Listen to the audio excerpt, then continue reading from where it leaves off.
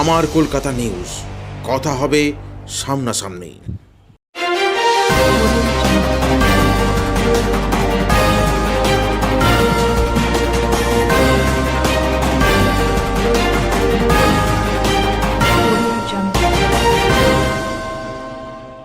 বিজেপির শক্তি কেন্দ্র প্রমুখ সহ 2 বিজেপি কর্মীকে মারধরের অভিযোগ উঠল তৃণমূলের বিরুদ্ধে। ঘটনাটি চন্দননগর সরসেপাড়া এলাকায়।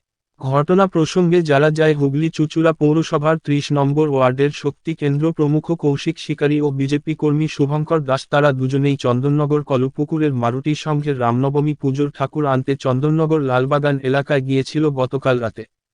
কৌশিক শিকারীর অভিযোগ, তারা যখন দুজনে চুঁচুড়ার বাড়ি ফিরছিল তখন চন্দননগর সরষেপাড়ার কাছে কয়েকজন তৃণমূল কর্মী তাদেরকে দাঁড় করায় এবং তাদের গাড়ির চাবি কেড়ে নেয়। অতর্কিত এই তাদেরকে মারধর শুরু করে, তাতেই গুরুতর জখম হয় দুজনে। খবর পেয়ে কৌশিকের পরিবার সহ এলাকার বিজেপি কর্মীরা ঘটনাস্থলে উপস্থিত হয়। পাশাপাশি ঘটনাস্থলে উপস্থিত হয় চন্দননগর থানার পুলিশ। এরপরেই দুজনকে সেখান থেকে উদ্ধার করে চিকিৎসার জন্য নিয়ে যাওয়া হয় চন্দননগর মহকুমা হাসপাতালে। বর্তমানে সেখানেই দুজনকার চিকিৎসা চলছে। গতকাল মৌখিকভাবে ও পুলিশকে জানানো হলেও আজ তারা লিখিত অভিযোগ দায়ের করবে।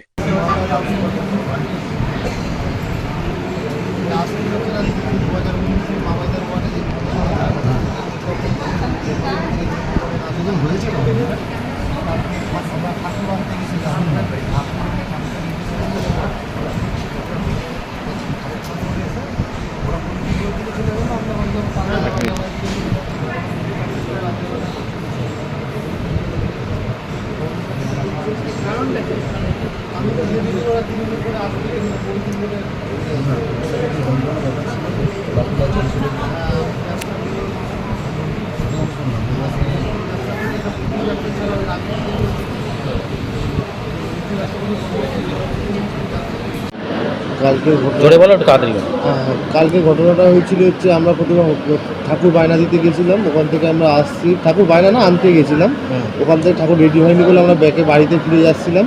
তো কলিপুকুরে বাড়াবাড়ি হয়ে গেছিলাম, তো কলিপুকুরে ছেলে রাস্তার মধ্যে কলিপুকুরের দিকে চলে যাচ্ছে, আমরা তালডাঙ্গার দিকে চলে যাচ্ছিলাম।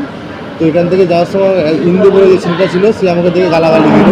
তো আমার বন্ধু শুভঙ্কর ওগুলো গালাগালি দিচ্ছিস কেন, তখনই ওর উপর ডেকে গেলো, দেখবি বললাম, আমি আবার ছাড়িয়ে নিয়ে বললাম থাক, মুখ তোর সঙ্গে লাগিস না, চ আমরা বাড়ি চলে যাই বলে আমি গাড়ি স্টার্ট করে যাচ্ছি, আমার বন্ধুরা আমার পিছনে আসছে।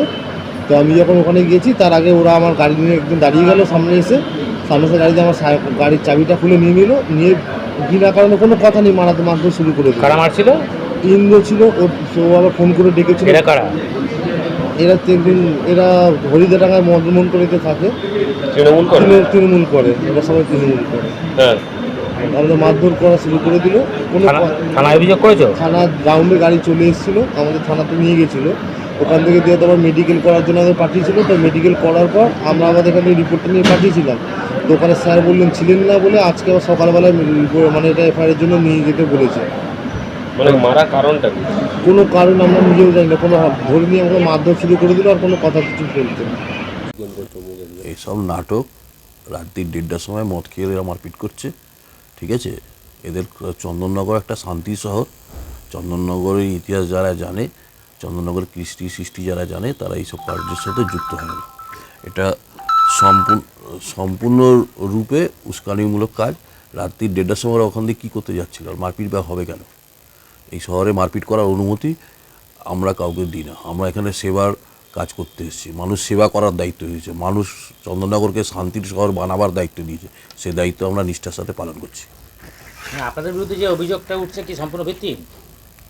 কোনো অভিযোগই নেই। অভিযোগটা কিসের? রাত্রি 1:30টার সময় মারপিট করবে তারা মদ্যপ অবস্থায়, তো কী বলবে তাদের? আপনাদের 2 বিজেপি তৃণমূল কর্মীর নামেই তো অভিযোগটা উঠছে। তৃণমূল কর্মী বলতে কি হয় আমার জানা নেই। আবার তৃণমূলের কোনো পদাধিকারী তারা নয়, তো তৃণমূলের প্রশ্ন আসছে কোথা থেকে? আর যাদের সাথে মারপিট হয়েছে তারা বিজেপির পদাধিকারী। এরা ব্যক্তিগত এদের ঝগড়া ঝামেলা, সেইটাকে এটা রাজনীতিকরণ করা হচ্ছে। দেখুন, গতকাল রাতে 1-1:30টার সময় আমাদের বিজেপি কর্মী দুজন, নামটা কি আছে আমাদের, ইন্দ্রজিৎ এবং কৌশিক, দুজন আমাদের, তারা ফিরছিল রামনবমীর মূর্তি, তারা অর্ডার দিয়েছিল সেই ঠাকুর সংক্রান্ত বিষয় নিয়ে। ওটা করে কাজ করে ফিরছিল এবং ঠিক গঞ্জে বাজারের সামনে ওরা দুই দলে ভাগ হয়ে যায়। একজন বাড়ির দিকে যাচ্ছিল, হঠাৎ করে 8-10 জন ছেলে এসে ওদেরকে বেধড়ক মারে। বিজেপি করার অপরাধে 2019 থেকে ওদের সঙ্গে একটা বিবাদ চলছে বিজেপি করার জন্য। তো আগামী লোকসভা নির্বাচন, মানুষকে ভয় দেখিয়ে ঘরে ঢুকিয়ে দেওয়া, এবং যে ছেলেটি আছে তার নিজস্ব মুরগির ব্যবসা রয়েছে, তার থেকে অনেক দিন ধরেই তার ব্যবসা আছে বলে সেখান থেকে তোলার জন্য রেকর্ড করে বলা হয়েছিল। কিন্তু সে মানে কেনই তারা তোলাবাজিতে কেন ঢুকবে, কেন দেবে? একজন মানুষ ব্যবসা করতেই পারে তার নিজস্ব জিনিস, তার জন্য অন্য মানুষকে তৃণমূলকে টাকা দিতে হবে কেন? এবং তোলা দেয়নি বলে আজকে এভাবে তাকে মানে মারধর করেছে এবং পেটের আঘাত লেগেছে, পেছনে মাথার পেছনে আঘাত লেগেছে, কপালে নাকে এসব আঘাত লেগেছে। এবং 1 নম্বর ওয়ার্ডের কিছু ছেলে তারা এফআইআর লিখেছে এবং এক্ষুনি গিয়ে আমাদের বিজেপি কর্মীরা থানায় এফআইআর জমা দেবে। এইভাবে যদি বিজেপি করার জন্য বিজেপি কর্মীদেরকে তৃণমূলের গুন্ডা বদমাইশ ক্রিমিনালরা ভোটের আগে এইভাবে যদি মারতে শুরু করে, এইভাবে যদি মানে তাদের ব্যবহার হয়, সেই ব্যবহারের জবাব সেইভাবেই পেতে হবে। ইটের জবাব আটকেলেই পেতে হবে তাদের। কিন্তু যদি তৃণমূল বলছে এটা তাদের নিজস্ব ব্যক্তিগত ব্যাপার, এখানে রাজনৈতিক কোনো ব্যাপারই নেই। খুব ভালো কথা। যদি ব্যক্তিগত ব্যাপার হয়ে থাকে, মারধর তো করেছে, তাকে এফআইআর করা হবে, তাকে তোলা হবে ইমিডিয়েট, কোনো ব্যক্তিগত না। যদি সেই কিছু নিজের কোনো কিছু হয়ে থাকে, রাজনৈতিক কোনো কিছু না হয়ে থাকে, খুব ভালো কথা, তাদেরকে তোলা হবে। আমার কলকাতা নিউজ, কথা হবে সামনাসামনি।